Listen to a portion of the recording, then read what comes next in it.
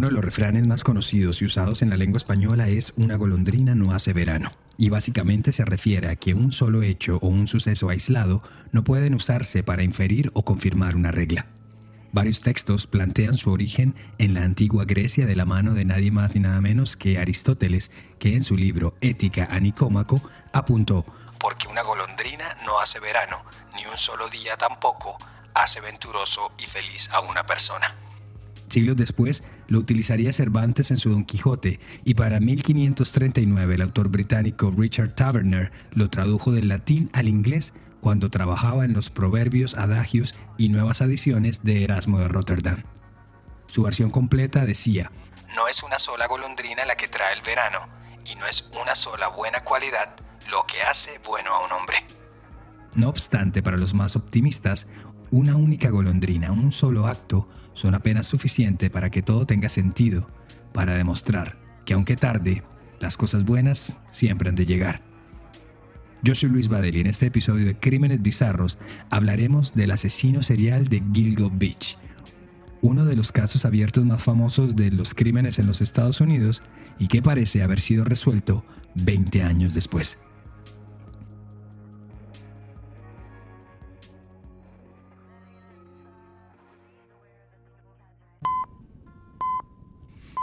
Hola a todos, ¿cómo están? Espero que muy bien. Les cuento que esta semana estamos cumpliendo 2 años de Crímenes Bizarros al aire. Muchas gracias a todos los que nos han acompañado desde el principio y gracias a todos ustedes que nos escuchan hoy. Les recuerdo nuestras redes sociales, @Crímenes Bizarros en Instagram, Facebook, Twitter y TikTok. Allí pueden saludar, proponer un tema o hacer cualquier comentario. Esta semana nos llegaron mensajes y propuestas de María Belén Castellano, Priscila Santillán, Gabriel Pino, Manuel Pavón, Aecla, Valentina, Javier Cruz, Ángel David Arce y Fernanda González, entre otros. A todos ellos y a ustedes, gracias. Ya lo saben, @Crímenes Bizarros en todas las redes sociales. Y ahora, a la historia de hoy. La desaparición de Shannon Gilbert es el perfecto ejemplo del efecto dominó. Fue justamente gracias a ella que se descubrió uno de los casos más aterradores de la historia reciente del crimen estadounidense, el cual ha tenido en vilo a las autoridades locales y federales durante más de 10 años. Era la madrugada del 1 de mayo de 2010 y Shannon Gilbert había salido a trabajar al sector de la playa Gilgo en Long Island, Nueva York. Su familia creía que Shannon trabajaba como modelo en eventos, pero la verdad es que la joven se desempeñaba como escort. Esa noche, la chica de 23 años había salido a encontrarse con uno de sus clientes regulares, un tal Joseph Brewer, quien vivía en el barrio cerrado de Oak Beach, un alejado paraje, apenas de 2 cuadras de ancho y unas 5 de largo, ubicado literalmente entre las aguas del Océano Atlántico y las de la bahía de Great South. Su casa estaba en el número 8 del Fairway Drive. Shannon no había ido sola, tenía un conductor que también fungía de guardaespaldas y su nombre era Michael Pack. Mientras ella cumplía la cita, él la esperaba en el vehículo a las afueras de la vivienda. Pero pasó algo al interior de la residencia, algo lo suficientemente grave como para que la mujer hubiese decidido llamar al 911 y el dueño de casa le haya pedido a la escort que se retire del lugar. Eran las 4:51 de la mañana. La conversación no fluía. La operadora le preguntaba insistentemente por detalles de lo que pasaba o su ubicación, pero Shannon se escuchaba distraída, como en un letargo, sin mucha coherencia en sus palabras. State Police. Yeah, there's somebody after me. I'm sorry? There's somebody after me. Where are you? There's somebody after me. Okay, where are you? Lo que sí dijo varias veces durante esos 22 largos minutos es que alguien estaba tras ella, que alguien quería hacerle daño. Luego dice, stop, detente, para. Más adelante hay largos silencios, voces masculinas que se mezclan en el fondo, gritos y el sonido de cuando el móvil está siendo restregado con la ropa o con el viento.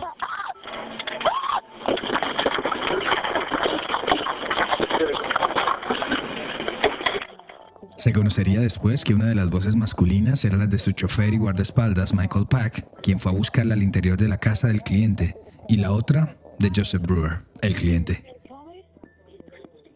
Se le escucha decir a ella, Mike, por favor sácame de acá. Y cuando le preguntan en qué condado se encuentra, ella solo respondía que estaba en Long Island y preguntaba si podrían rastrear la llamada. Las cosas no se escuchaban tan mal, para ser honestos. Shannon preguntaba si la iban a matar y que por qué la iban a matar. Y Pac le respondía que qué estaba hablando, qué estaba diciendo, que lo estaba asustando. Y por último, este le dice a Shannon que están en Long Island, están al lado del océano y que lo mejor es que se regresaran ya a Manhattan. Pero de nuevo, algo pasó y Shannon salió corriendo en vez de subirse al vehículo con su guardaespaldas y empezó a golpear en las casas de los vecinos en busca de ayuda. Eran ya las 5 de la mañana. 4 casas después, en el 17 de la Fairway Drive, le abrió la puerta el dueño de la vivienda. Su nombre era Gus Coletti. Shannon.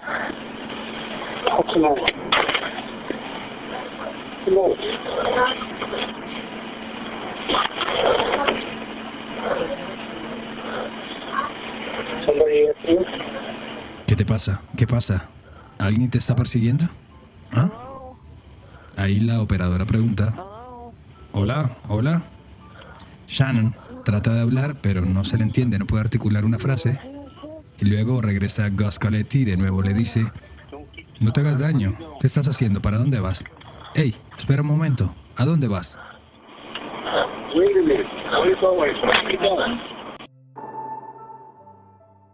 Pero Shannon no se detuvo y siguió corriendo. Estaba como persiguiendo la luz de las viviendas, y así fue que llegó al número 43 en The Bayou, justo en la primera de las viviendas de esa calle que dan hacia el mar. Allí vivía Barbara Brennan, quien no le abrió la puerta, pero que también llamó al 911 para contarles que había una mujer asustada clamando por ayuda. What is the location of your emergency? 43 The Bayou. Some woman is knocking at my door. Policía de Suffolk, ¿cuál es su ubicación? 4043 de Bayou. Una mujer está golpeando en mi puerta. ¿En qué ciudad está? Ella dice que está en peligro. Entonces la operadora le pregunta: ¿la conoces? No, y no la dejaré entrar. Es después cuando Shannon decide salirse de la calle y adentrarse en un terreno baldío, tipo reserva forestal, con esa vegetación alta como con espigas, propio de las playas estadounidenses sobre el Atlántico, y nunca más se le volvió a ver. Para cuando llegó el personal de la oficina del sheriff del condado de Suffolk a las 5:40 de la mañana, no había rastro ni de Shannon ni de Michael Pack. La primera hipótesis de los uniformados fue que el chofer recogió a la asustada mujer y de esa forma terminó esa noche agitada, producto de quién sabe qué tipo de sustancias, en esa generalización de estilo de vida que suelen tener las trabajadoras sexuales. Pero tal teoría sería descartada con el paso de las horas. A los 2 días, Mary Gilbert y sus hijas Sarah y Sherry manejaron los 170 kilómetros que hay entre la zona norte del estado de Nueva York y la vecina ciudad de New Jersey, donde vivía Shannon, y la reportaron como desaparecida. Parecía haber 2 casos separados, unas llamadas al 911 de una chica aterrada en Long Island y una familia que no sabía nada de su hija que vive en New Jersey. Y fue solo al cabo de un mes cuando las autoridades pudieron determinar que estaban hablando de la misma persona. Como suele pasar con los casos de desaparecidos, se buscan movimientos de teléfonos móviles, de cuentas bancarias, o se indaga en el círculo íntimo del desaparecido por pistas o sospechosos, pero nada. En el caso de Shannon, nada parecía avanzar. La única opción era buscar a la vieja usanza, es decir, rastrillando la zona, poniendo volantes, anuncios, avisos en los noticieros y preguntando en la comunidad donde esa persona fue vista por última vez. Los uniformados del condado de Suffolk cada tanto utilizaban unidades caninas, perros especialistas en rescate, y recorrían las zonas aledañas a la comunidad de Oak Beach, en especial el despoblado ese con espigas altas que rodea la parte occidental de Long Island. Y así fueron pasando los meses, y poco a poco los ánimos de encontrar con vida a Shannon Gilbert se iban apagando. Fue entonces cuando entraron en escena Blue, un pastor alemán de 7 años, y su guía, el oficial John Malia, de 59 años y con 31 en las filas de la policía del condado. Durante todo el verano, el dúo estuvo recorriendo la comunidad de Oak Beach sin ningún avance relevante. Y aunque el detective tenía otros casos asignados, cada tanto volvía a la zona con su socio de 4 patas como si tuviese una deuda pendiente. Y bueno, como el que persevera alcanza, y siguiendo ese precepto del FBI que dice que a la hora de disponer cuerpos a un costado de la vía, los asesinos no se alejan más de 10 metros del camino, el 11 de diciembre de ese 2010, el oficial John Malia y su perro, Blue, tuvieron algo de fortuna. A eso de las 3 de la tarde, envueltos en una tela de yute de arpillera que parecía estar deshaciéndose bajo la intemperie, encontraron casi completo un esqueleto humano.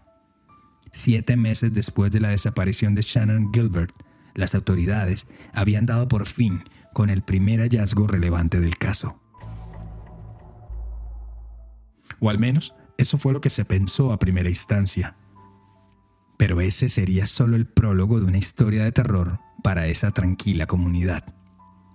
2 días después, en medio del frío del invierno decembrino, una decena de investigadores revisaba la zona en busca de algún tipo de evidencia en el terreno baldío donde fue hallado el esqueleto.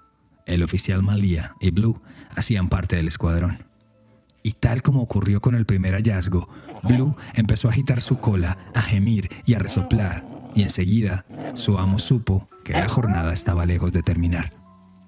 Envueltos de la misma forma en sacos o telones de fique de cáñamo, por un lado encontraron un cráneo y por otro unos huesos. Para la 1:20 de la tarde ya habían encontrado 2 sets de restos más. No obstante, con el pasar de los días se pudo comprobar que ninguno de los 3 restos humanos correspondían a Shannon. Ella seguía desaparecida, pero rápidamente con este hallazgo se abrió una caja de Pandora. 3 cuerpos sepultados más o menos en las mismas condiciones, con el mismo modus operandi y solo permitían aventurar una conclusión. Estaban ante la presencia de un asesino serial. Obviamente la siguiente tarea fue identificar quiénes eran las víctimas y de paso saber cuánto tiempo llevaban allí dispuestas entre los matorrales de la playa Gilgo. Los primeros restos, los hallados el 10 de diciembre, se confirmó que le pertenecían a Melissa Barthélemy, de 24 años, residente en el Bronx y también trabajadora sexual, que ofrecía sus servicios en la página Craigslist. Ella había desaparecido el 12 de julio de 2009, justo después de haber tenido una cita con un cliente y depositado $900 en su cuenta bancaria. En las semanas posteriores a su muerte, su hermana Amanda comenzó a recibir varias llamadas telefónicas de un hombre con mensajes obscenos y denigrantes que provenían del mismo móvil de Melissa. En una de esas últimas llamadas, el hombre le dijo que había asesinado a su hermana y que ahora iría a ver cómo se pudría su cuerpo. Las autoridades identificaron que las comunicaciones se iniciaron en Midtown Manhattan, en el Madison Square Garden y en el mismísimo condado de Suffolk, pero no pudieron determinar quién las había hecho, ya que todas esas áreas siempre tienen mucha afluencia de gente. Los 3 sets de restos humanos encontrados el 13 de diciembre fueron identificados como Megan Waterman, Amber Costello y Maureen Brainerd Burns. Maureen tenía 24 años, era madre de 2 pequeños y la última vez que alguien la vio con vida fue el 12 de julio de 2009. Vivía en la vecina localidad de Norwich, en Connecticut, y al igual que Shannon y Melissa, también se desempeñaba como escort y ofrecía sus servicios en Craigslist. Megan Waterman tenía 22 años y también era oriunda de la zona. La última vez que se supo de ella fue la noche del 6 de junio de 2010. Vivía en un motel en la localidad de Hapag, apenas a 20 kilómetros de la playa Gilgo. Tenía un hijo pequeño y también era escort. Y por último, Amber Lynn Costello. Tenía 27 años y vivía en West Babylon, apenas a 13 kilómetros de Gilgo Beach. Cuando desapareció el 2 de septiembre de 2010, Amber no fue extrañada rápidamente por sus familiares, ya que estos pensaron que tal vez había ingresado a un centro de rehabilitación una vez más a tratar una adicción a la heroína que sufría desde que era adolescente. Y tristemente, como siguiendo un patrón, también era una trabajadora sexual. Pero, además de ejercer la misma profesión y haber tenido la misma suerte trágica, las 4 mujeres también compartían más o menos la misma estatura. Y lo más aterrador, hasta la forma de morir fue igual. Todas fueron estranguladas. Ante la magnitud de los hechos, los medios no tardaron en darle un nombre más atractivo, más marketinero al caso, y desde que se conoció el hallazgo, las bautizaron como las 4 de Gilgo Beach. La historia de estas mujeres es la historia de una parte de los Estados Unidos, donde la gente tiene pocas opciones y donde algunas personas toman decisiones desesperadas o arriesgadas con tal de sobrevivir. Dijo a la cadena CBS el periodista Bob Colker, autor del libro Lost Girls, An Unsolved American Mystery, Chicas Perdidas, un misterio americano sin resolver, publicado en 2013. Colker dijo hace 10 años: El Internet ha hecho que la prostitución sea mucho más asequible, pero también mucho más peligrosa. A ver, siempre ha sido una profesión de alto riesgo, sobre todo para las chicas que se mueven por su cuenta en las calles. Pero el hecho de ir a ciegas a diferentes puntos de la ciudad y de no saber con qué tipo de personas se van a encontrar esa noche, sin duda, hace de cada día un riesgo mayor. De igual forma, para los depredadores y delincuentes, ¿qué puede ser mejor que el hecho de no tener que salir a la calle en busca de su próxima víctima y seguir operando desde la tranquilidad de su hogar sin que nadie los vea o los pueda identificar? Pero bueno, de vuelta al caso. De Shannon aún no se sabía nada, y tanto su investigación como la de las 4 de Gilgo Beach estaban lejos de llegar a buen puerto. Y lo peor era que aún faltaba una buena dosis de horror. El 29 de marzo de 2011, 3 meses después del hallazgo de los cuerpos de Melissa, Amber, Megan y Maureen, la policía comenzó a encontrar más restos humanos, entre cuerpos completos y partes sueltas, a lo largo y ancho de la playa de Gilgo Beach. El primer hallazgo se remitió a algunos restos óseos, que gracias a pruebas de ADN posteriores se pudo identificar rápidamente como Jessica Taylor, otra escort, desaparecida desde julio de 2003 y cuyos primeros huesos habían sido encontrados ese 2003, es decir, 8 años atrás, en la localidad vecina de Manorville, a 50 kilómetros de distancia. Es decir, que tras su muerte, el responsable desperdigó unos restos por un lado y los otros en los espesos baldíos que rodean a Gilgo Beach. Pero Jessica no fue la única que sufrió esa suerte. El 4 de abril fueron encontrados los restos de otra trabajadora sexual, Valerie Mack, de 24 años, y de quien no se sabía nada desde el año 2000. Durante casi 20 años se referían a ella simplemente como Jane Doe número 6. Solo fue hasta mayo de 2020 que se pudo identificar plenamente como Valerie, luego de un largo estudio de genealogía forense. Dicho análisis también permitió corroborar que sus primeros restos fueron desechados por su asesino en septiembre del año 2000, también en la localidad de Manorville. Esa misma semana de abril de 2011 fueron encontrados además los restos de una bebé de 2 años que nunca se llegó a identificar, pero que se cree era hija de Valerie Mack, ya que sus restos fueron hallados a pocos metros de los de la mujer.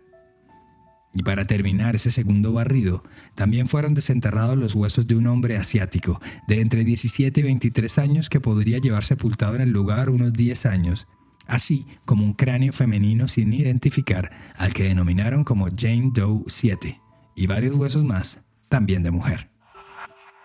Así que haciendo un recuento, en un tramo de no más de 5 kilómetros, las autoridades encontraron 10 cuerpos, 8 de ellos completos, muertos por estrangulamiento y con fechas de desaparición que databan la más antigua desde el año 2000 y la más reciente en el 2010. En nuestro post de Instagram sobre el caso publicaremos un mapa de la zona para que vean dónde fueron encontrados todos los cuerpos. Lo más triste es que a esa altura, de Shannon, la mujer que generó la investigación por la que se descubrieron todas las fosas, aún no había rastro.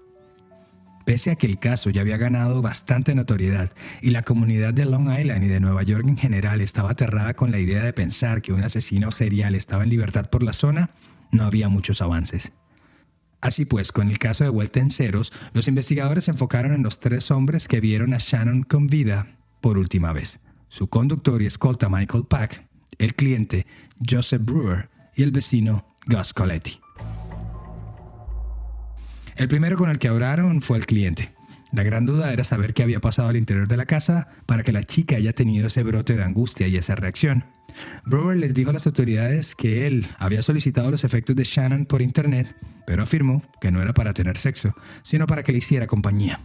Pero que al cabo de unos minutos en su casa, la mujer simplemente empezó con la paranoia, los nervios y la ansiedad. También que él no la pudo calmar y que ella simplemente llamó al 911, se sentía en peligro.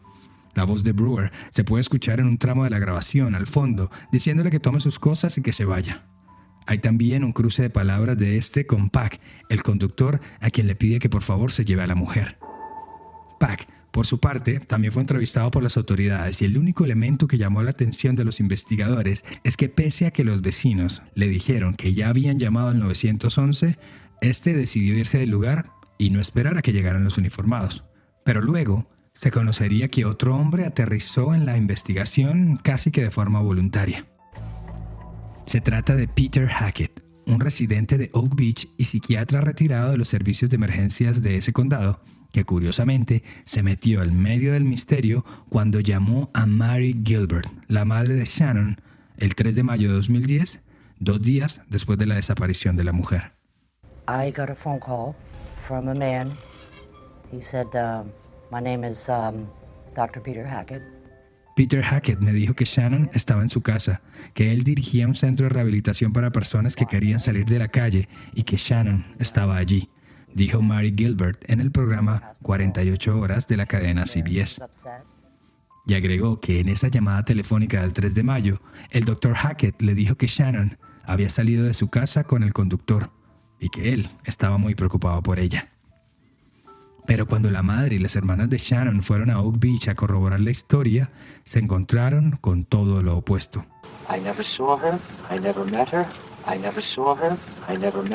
Yo nunca la vi, nunca la conocí. Se puede escuchar a Hackett decirle a Mary Gilbert en una charla cara a cara que tuvieron en plena calle. Hackett negó haber hecho las llamadas y así se mantuvo durante varias semanas hasta que por fin se hicieron públicos los récords telefónicos. Diría después que sí la había llamado, pero que fue más para brindarle su apoyo, pero que nunca hizo tal mención del sitio de rehabilitación o algo parecido.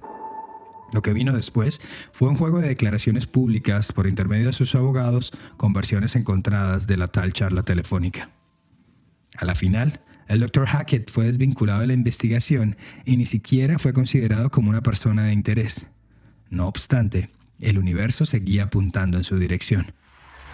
La primera semana de diciembre fueron encontrados un pantalón y la cartera de Shannon en medio de la espesa vegetación de Oak Beach, a 10 kilómetros de los primeros cuerpos hallados.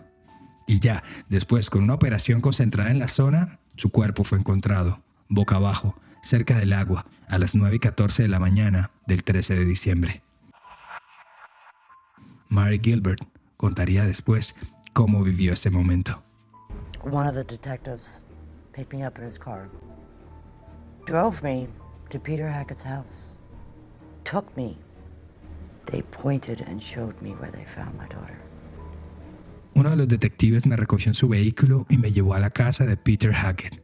Y desde su balcón me mostró dónde habían descubierto el cuerpo de Shannon. ¿Por qué habría hecho eso si él no tenía nada que ver? Porque justamente desde ese lugar, ¿por qué no me llevaba caminando por la orilla? Son las preguntas que se hizo la madre de Shannon en el mismo programa a 48 horas. En busca de respuestas, la familia Gilbert demandó civilmente a Hackett por la muerte de la joven, pero al final el proceso judicial no arrojó ningún resultado contundente, salvo las ganas de figurar del hombre, quien por cierto se mudó del lugar a los pocos meses. Lo que sí llamó la atención fue que para los forenses del condado de Suffolk, Shannon no habría parte de las víctimas del asesino serial de Gilgo Beach, sino que habría muerto por causas naturales. Para los detectives, su fallecimiento simplemente no había sido el mismo que el de las otras mujeres y la causa de muerte no correspondía a homicidio. La familia tuvo que pagar incluso por una autopsia privada y el médico profesional que la realizó determinó que la joven tenía fracturado el hueso hioides, que solo se rompe cuando hay un estrangulamiento o una muerte por ahorcamiento. Pero curiosamente, esta segunda opinión también fue desestimada. Durante los siguientes años, el caso pareció estancado. Solo hasta 2016 hubo un avance, y fue que se confirmaron las identidades de algunas de las víctimas usando, como ya dijimos, la genealogía forense. La siguiente novedad se daría solo hasta enero de 2020, cuando la policía del condado de Suffolk sostuvo una rueda de prensa y presentó públicamente algunos elementos pertenecientes a la escena del crimen en busca de algún tipo de identificación. Se mostraron, por ejemplo, la pulserita y los aritos que estaba usando la bebé de 2 años encontrada, así como un cinturón de hombre grande con las letras repujadas WH o H&M de acuerdo a cómo se vea, y también las grabaciones de las cámaras de seguridad donde se ve a Megan Waterman, una de las víctimas, en el lobby del Hotel Holiday Inn, horas antes de encontrarse con su cliente y con la muerte. Por presión de la familia Gilbert, también fue liberada al público la totalidad de la llamada al 911 de Shannon, así como la hecha por los vecinos Gus Coletti y Barbara Brennan, pero no mucho más. Y si durante una década el caso no murió o no se refundió entre los crímenes del día a día, fue en parte al activismo de Mary Gilbert, la madre de Shannon, así como las decenas de documentales, series de televisión, la misma película Lost Girls y un par de libros bestsellers que siempre mantenían el interés vivo en la opinión pública. En enero de 2022, la Fiscalía del Condado de Suffolk creó un escuadrón conjunto con expertos y juristas de la Policía del Condado, la estatal y hasta el FBI para rever todas las pruebas y revisar uno a uno todos los folios del caso. Y esta movida fue la que definitivamente empezó a dilucidar el proceso y de paso a evidenciar las deficiencias en varios puntos de la investigación. Hey, this is Rex. I heard you are no longer part of the group. I still wanted to talk to you. I had a question for you. Hola, este es Rex. Escuché que ya no estás aquí, que ya no eres parte del grupo. Aún quiero hablar contigo. Tengo una pregunta que hacerte. El 14 de marzo de 2022 apareció sobre los escritorios el nombre de Rex Heuermann, un arquitecto de 59 años y residente en el sector de Massapequa Park, ubicado apenas a 20 kilómetros de donde aparecieron los cuerpos. A él llegaron gracias a varios caminos. El primero, su camioneta Chevrolet Avalanche color verde oscuro, que fue vista por un testigo del caso de Amber Costello, una de las víctimas hallada en diciembre de 2010. El testigo en cuestión era Dave Schaller, nada más ni nada menos que el roommate de Amber Costello, quien vio la mencionada camioneta parqueada al frente de la casa que compartía con la chica días antes de su desaparición. Pero no solo eso, Schaller también les describió a las autoridades con pelos y señales las características físicas del conductor de la camioneta.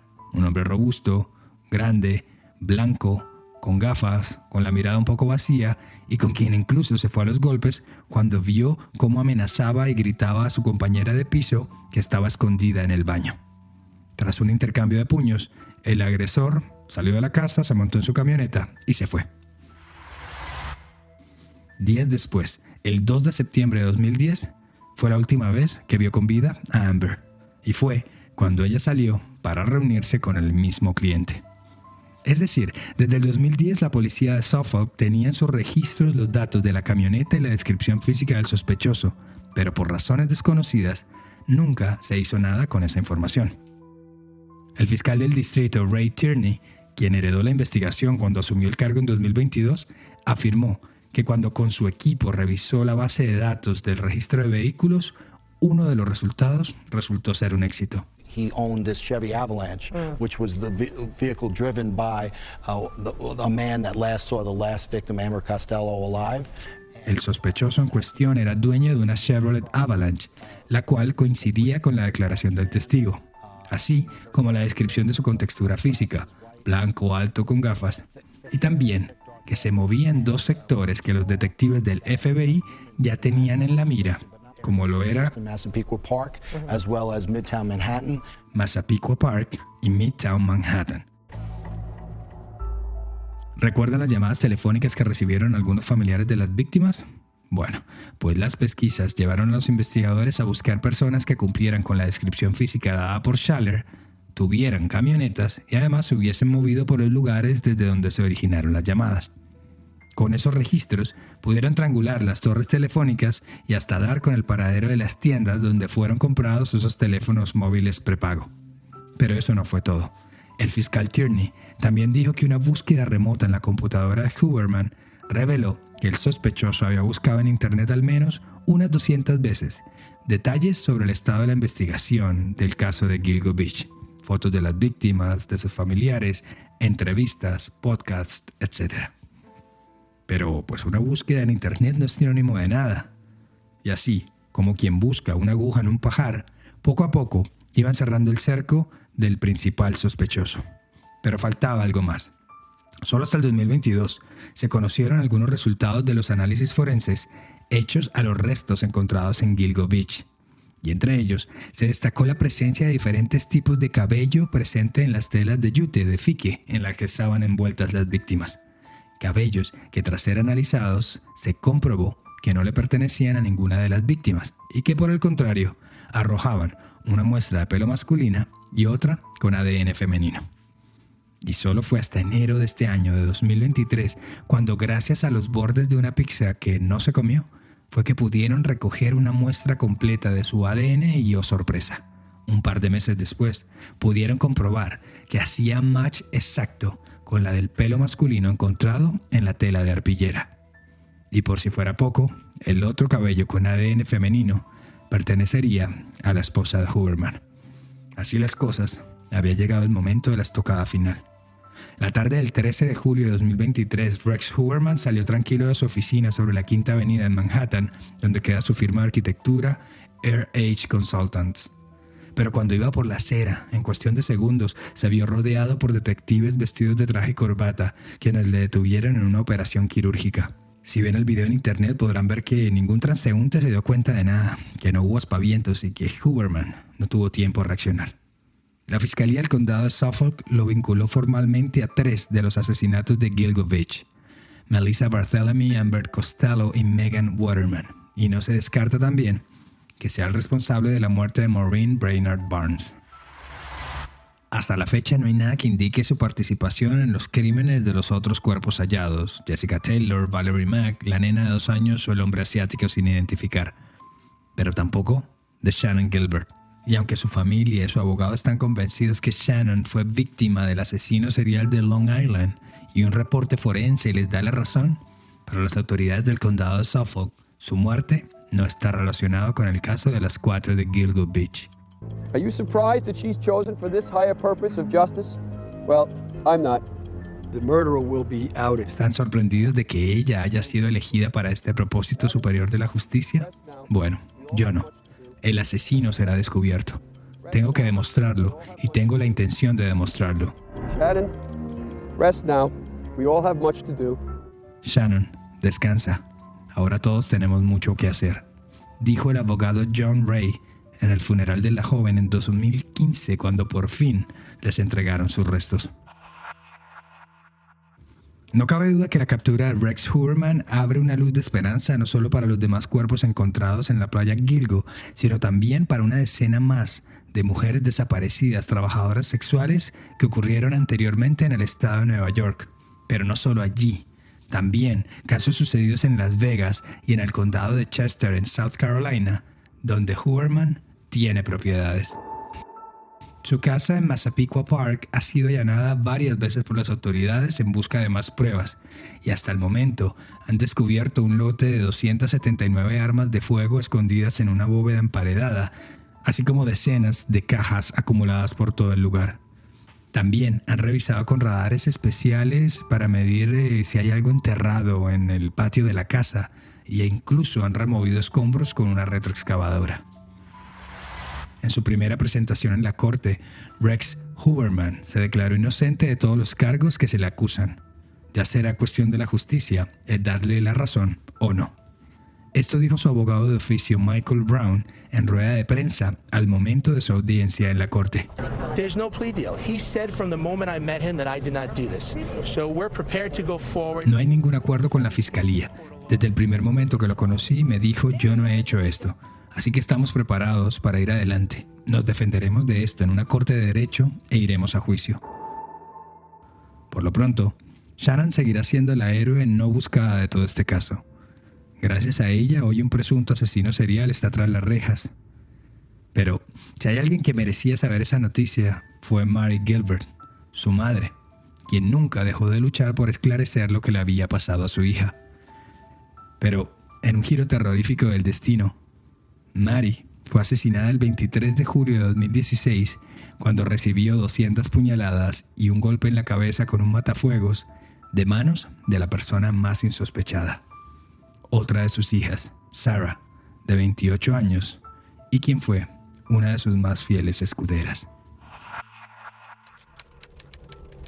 Gracias por llegar al final de esta edición de Crímenes Bizarros, un podcast de Iguana Media.